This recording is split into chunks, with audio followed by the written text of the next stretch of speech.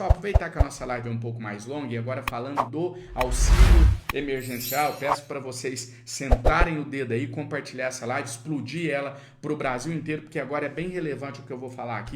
E a Câmara dos Deputados aprovou em segundo turno já o texto base da PEC emergencial. Já não, né? Porque demorou e foi bastante enrolado esse processo. Essa proposta viabiliza a volta do auxílio. E a gente vai para Brasília conversar com o Leandro de Souza, que tem mais detalhes sobre isso. Boa tarde, Leandro. Boa tarde, Douglas, Cíntia, Gabriela, boa tarde a vocês, boa tarde a todos que estão conosco. Exatamente. O texto base foi aprovado em segundo turno por 366 votos contra 127 e ainda 3 abstenções.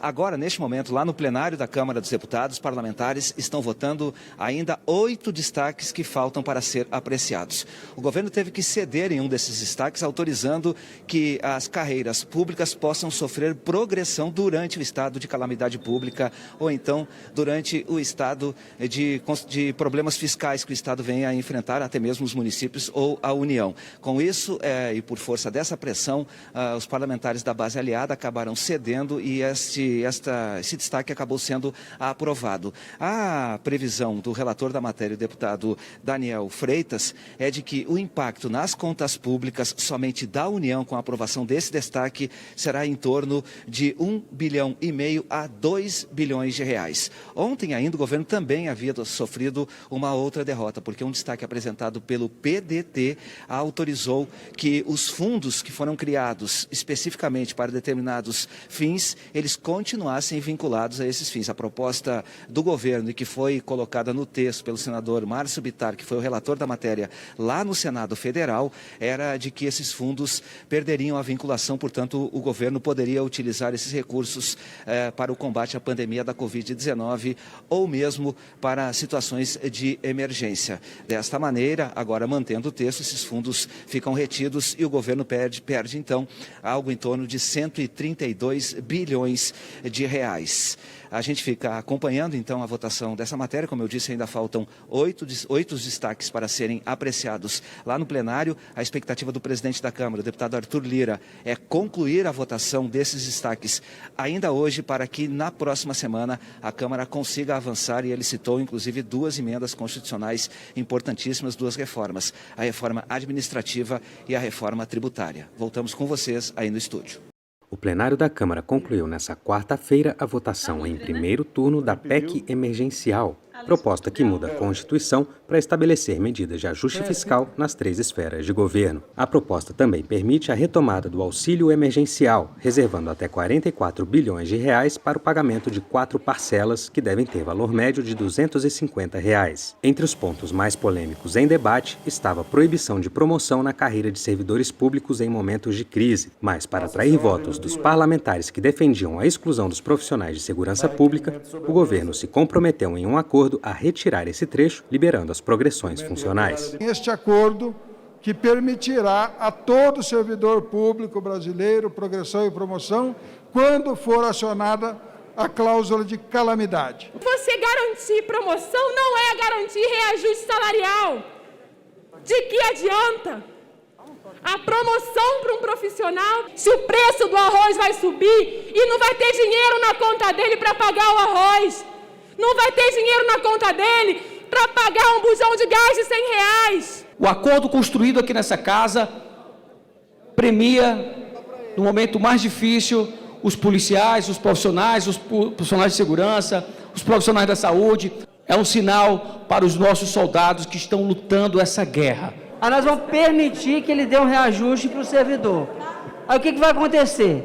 Vai ter policial, mas não vai ter arma. Vai ter que brigar com o bandido no tapa. Foi retirado do texto o trecho que permitia desvincular recursos dos fundos existentes. A PEC emergencial impõe gatilhos para impedir que União, estados e municípios extrapolem o teto de gastos. Para isso, a partir do momento em que o poder público estiver gastando 95% do que recebe, terá que colocar restrições em prática, entre elas: proibição de novos concursos e de aumento salarial para servidores públicos, vedação de incentivos fiscais ou desconto em negociação de dívidas e impossibilidade de contratar novos compromissos obrigatórios. A proposta ainda quer incluir na Constituição regras definitivas para períodos de calamidade pública, permitindo contratos sem licitação e prazo maior de 5 anos para estados e municípios pagarem precatórios. Para conceder um auxílio emergencial de R$ 250, congela os salários por 15 anos de policiais federais, rodoviários federais, das polícias militares, professores, médicos. A gente não está falando assim de, não, vamos parar com todos os estados gastarem dinheiro, não, vamos parar com todas as contratações. A gente quer justamente evitar que o Estado chegue num nível que ele não vai poder mais dar aumento, não vai poder mais contratar pessoas, não vai mais poder fazer investimento. O que faz o governo? Malandramente, embute nessa PEC o auxílio emergencial, para tentar fisgar votos e pressionar o Congresso a aprovar rapidamente. Haja vista que o governo não tem condições de fazer o debate em separado dessas medidas de ajuste fiscal. O patamar de acionamento do gatilho de 95% só vai ser atingido em 2025. Não existe impacto para hoje, não existe impacto para amanhã, não existe impacto para o ano que vem, para 2023, para 2024. O impacto é em 2025.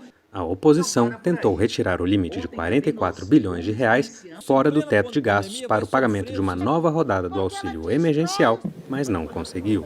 Nós queremos fazer este debate do volume de recursos, sabendo quanto cada pessoa receberá, que leve em conta a realidade que nós estamos vivendo. E esta realidade de hoje é infinitamente pior do que a que nós vivemos em 2020. 44 bilhões de reais para 4 meses de auxílio, que se comparado ao Bolsa Família, que custa 34 bilhões de reais para 12 meses de auxílio e atendendo apenas 15 milhões de pessoas. Nós vamos atender 44 milhões de pessoas. O plenário deve votar o segundo turno da PEC emergencial nesta quinta-feira. Presidente, conta pra gente a expectativa para a sessão de hoje, o acordo está mantido, como é que está? Claro, muito importante a aprovação no primeiro turno da PEC, garante o auxílio emergencial. Ontem os discursos tentavam desmerecer esse esforço, um esforço de votação nas duas casas de uma PEC que dá instrumentos e ferramentas para o governo para gerir melhor o serviço público, né, com todas as previsões de gastos, com todos os gatilhos necessários para a manutenção da máquina pública funcionando dignamente para o Brasil e para justamente também os seus funcionários. Então, a manutenção do texto hoje é imperiosa pelos acordos que foram feitos. O governo cedeu um pouco, o plenário da Câmara ajustou. É importantíssimo que nós terminemos hoje essa PEC para dar tempo de tomar as providências necessárias e passarmos para os outros assuntos, que são justamente a reforma administrativa, com a CCJ já instalada, e a liberação do relatório, que vamos trabalhar esse final de semana para que se apresente também o mais rápido possível da reforma tributária. Hoje a gente pode esperar então esse destaque para poder, que vai ser apresentado pelo governo para poder retirar a prorrogação dos servidores públicos? Não, vai ser feito 2 destaques que se permite promoções e progressões de funcionários públicos. É um ponto que se teve que ceder, né, para a aprovação da PEC no plenário. Vamos manter o foco no trabalho hoje para que a Câmara consiga, respeitando os limites regimentais, como todos têm acompanhado há 3 dias, aprovar a PEC sem nenhuma quebra mais nos seus destaques, deve ser em torno de 10, com a obstrução um pouco reduzida por acordo de procedimentos feito ontem à noite. Você acha que hoje mesmo termina essa discussão, votação, ou já na semana que vem? Termina. Aí a promulgação o mais rápido possível, mas hoje termina. O segundo turno hoje, com todos os seus destaques, deverá levar um tempo parecido com o de ontem, mas nós terminaremos hoje. A vinda do ministro tem a ver com o revés? É um novo revés? Não, a vinda do ministro, ele é o ministro da Secretaria de Governo, é quem trata da política do governo, é quem tem a relação com os parlamentares. É função dele estar em contato direto com o parlamento, para acompanhar, lógico, de perto as votações que são importantes para o governo, que são importantes para o Brasil. Então, nada de especulação, o clima está de tranquilidade.